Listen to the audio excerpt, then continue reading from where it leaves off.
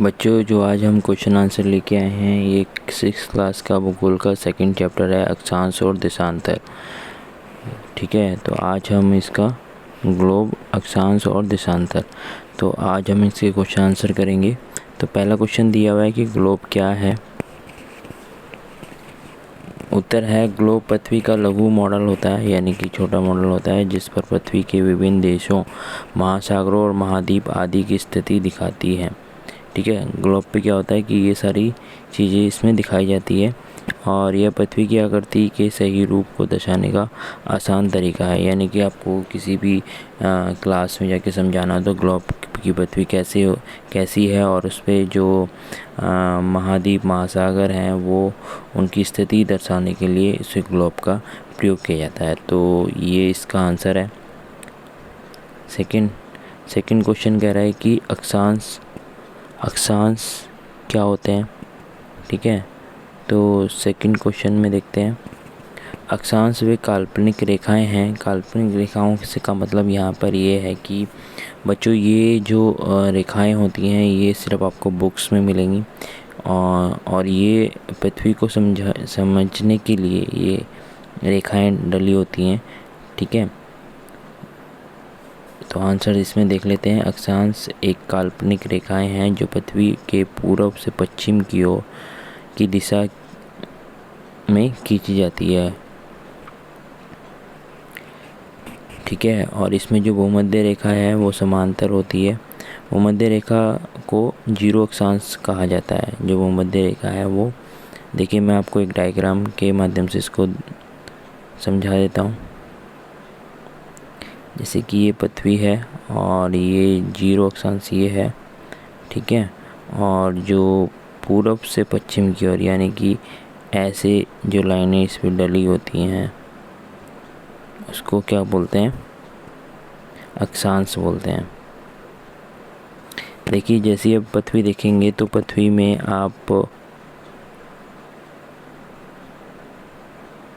पूर्व से पश्चिम की ओर बोला इसने, सॉरी, ये मैंने आपको बताया था।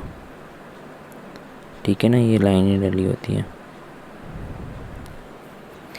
तो इसमें जब भी आप मैप पढ़ेंगे तो आपके सामने यदि मैप है तो इसमें आप समझ लेना कि ईस्ट इधर होता है,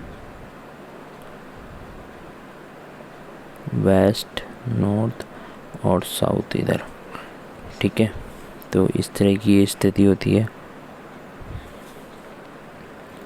इसमें लास्ट में लाइन में एक कहा गया है, और यह पृथ्वी की उत्तरी और दक्षिणी गोलार्ध की विभाजित करता है। कौन करता है? भूमध्य रेखा।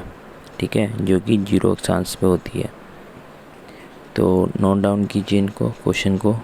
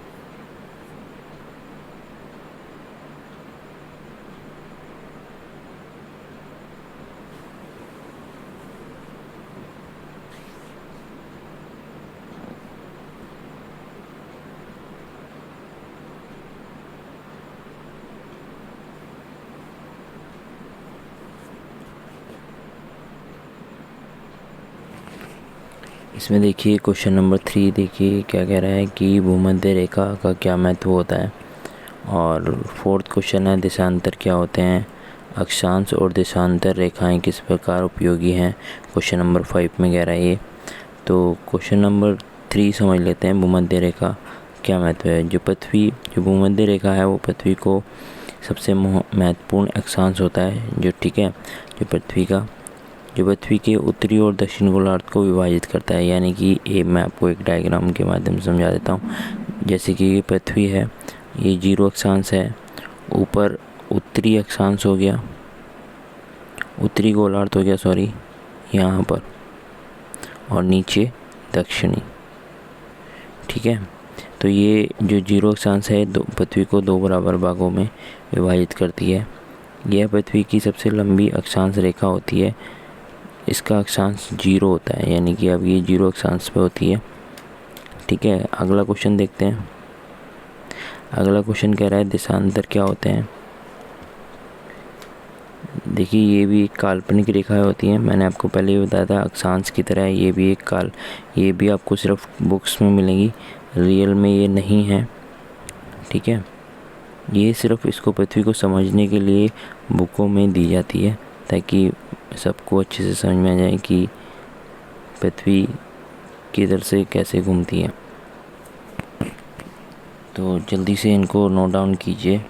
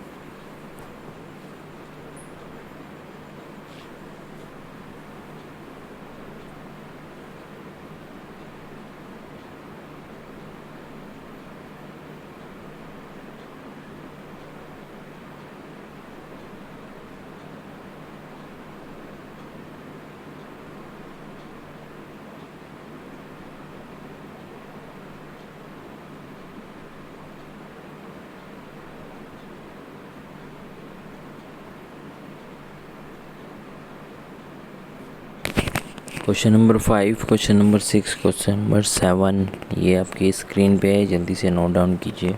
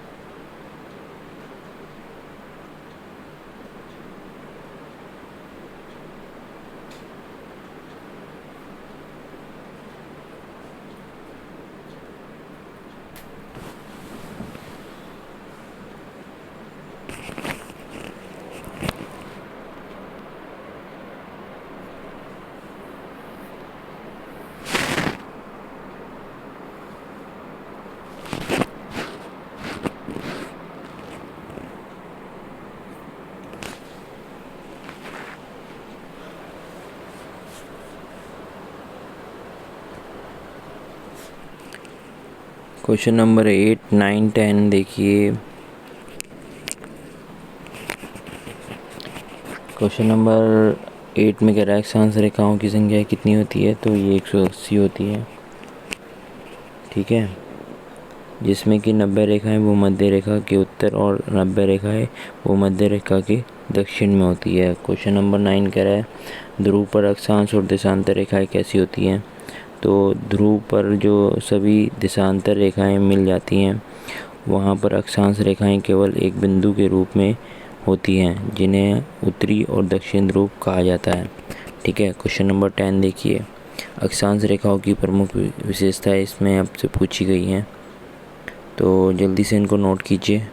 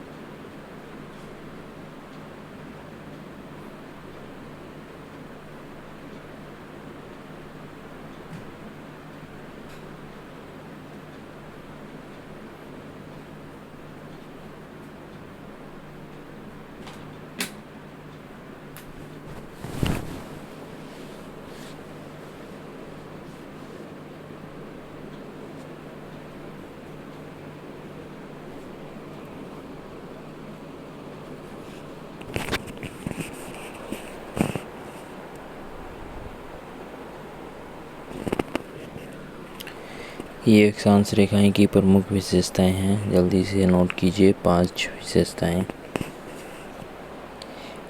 ये कह रहा है कि नंबर 1 काल्पनिक रेखा होती हैं, ठीक है, अक्षांश रेखाएं। मैंने आपको बताया अक्षांश और देशांतर दोनों काल्पनिक रेखाएं। काल्पनिक रेखाएं का मतलब है ये रियल में पृथ्वी पर नहीं है, ये सिर्फ किताबों में दी जाती है आपको और ग्लोब पे दिखाई देगी ताकि हम पृथ्वी को अच्छे से समझ सकें, ठीक है। ये रेखाएं भूमध्य रेखा के समांतर होती है, ठीक है। और भूमध्य रेखा 0 अक्षांश कहा जाता है भूमध्य रेखा को, जो कि पृथ्वी को 2 बराबर भागों में बांटती है। ऊपरी भाग जो होता है वो उत्तरी गोलार्ध होता है और नीचे वाला दक्षिण गोलार्ध, ठीक है। 4th पॉइंट कह रहा है पृथ्वी की कुल 180 अक्षांश रेखाएं होती हैं, ठीक है, जो कि उत्तरी गोलार्ध में 90 और 90 दक्षिण गोलार्ध में होती हैं।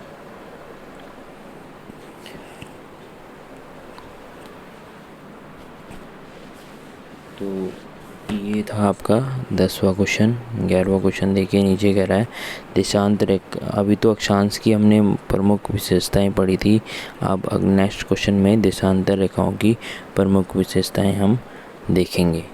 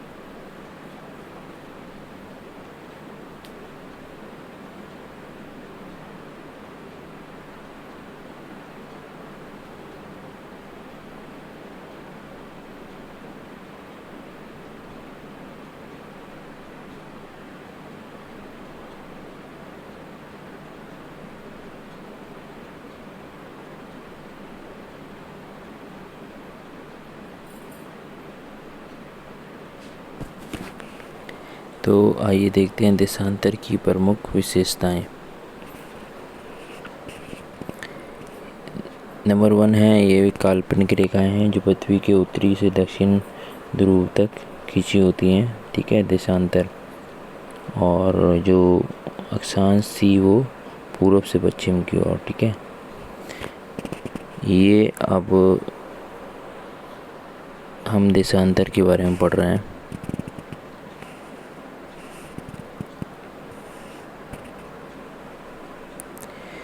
तो इसमें जो बीच की रेखा होती है उसमें प्रधान मध्य रेखा है, यानी कि 0 देशांतर जिसे कहते हैं, ग्रीनविच लंदन से होकर गुजरती है और पृथ्वी को पूर्वी और पश्चिम गोलार्ध में विभाजित करती है, ठीक है। जैसे कि मैं आपको एक डायग्राम के माध्यम से समझा देता हूँ। तो जैसे ये पृथ्वी है और ये इसके बीच से होके गुजरती है, तो ये पूर्व और पश्चिम को विभाजित करती है, यानी कि आधे आधे हिस्से में बांटती है। तो पृथ्वी की कुल 360 देशांतर रेखाएं हैं, जो 180 आपको पूर्व में मिलेगी और 180 आपको पश्चिम में मिलेगी, ठीक है। तो देशांतर रेखाएं किसी स्थान के पूर्वी और पश्चिमी दिशा की स्थिति का निर्धारण करती है, ठीक है। और नंबर 5 में कह रहा है ये रेखा समय क्षेत्रों का निर्धारण में भी महत्वपूर्ण भूमिका निभाती है, यानी कि जो टाइम जोन होता है उसमें भी ये महत्वपूर्ण भूमिका निभाती है। जल्दी से इनको नोट कीजिए, ये इसका आंसर था देशांतर रेखाओं की प्रमुख विशेषताएं।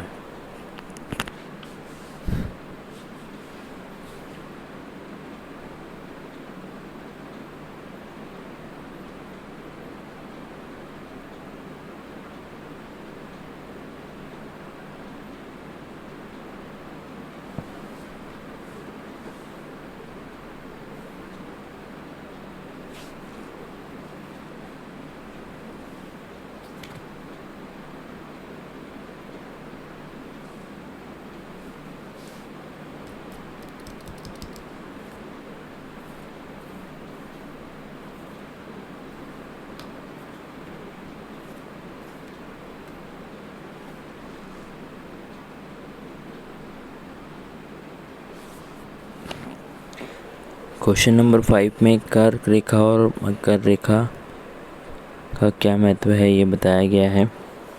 ठीक है, कर्क रेखा 23.5 डिग्री उत्तर और मकर रेखा ये 23.5 डिग्री दक्षिण में पृथ्वी का महत्वपूर्ण अक्षांश रेखाएं हैं। इनका जलवायु और मौसम पर गहरा प्रभाव पड़ता है। ये रेखाएं उन सीमाओं को दर्शाती है जो सूरज की किरणें सीधी पृथ्वी पर पड़ सकती हैं। ठीक है, कर्क रेखा यह उत्तरी गोलार्ध की सबसे उत्तरी सीमा है और जहाँ सूरज की किरणें सीधे पड़ सकती हैं। यहाँ यह गर्म जलवायु वाले क्षेत्रों की सीमा को दर्शाता है। और जो मकर रेखा है ये दक्षिण गोलार्ध की सबसे दक्षिणी सीमा है।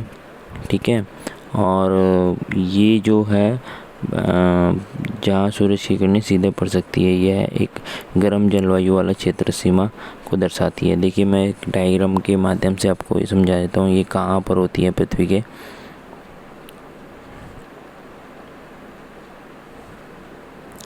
ये देखिए, ये हमारी पृथ्वी है, ये हमारा भूमध्य रेखा है, ये कर्क है और ये मकर। ठीक है, ये हमारी रेखाएं हैं, कर्क रेखा है। यहाँ पर 23.5 डिग्री होता है और एक यहाँ पर होता है। ठीक है,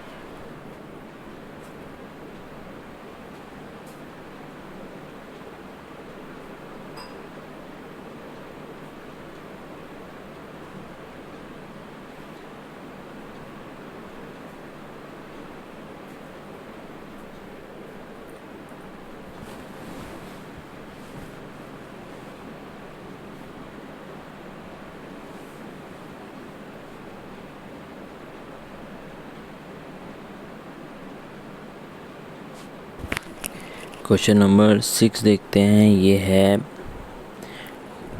ठीक है, क्वेश्चन नंबर 6 और 7 दोनों नोट डाउन कीजिए।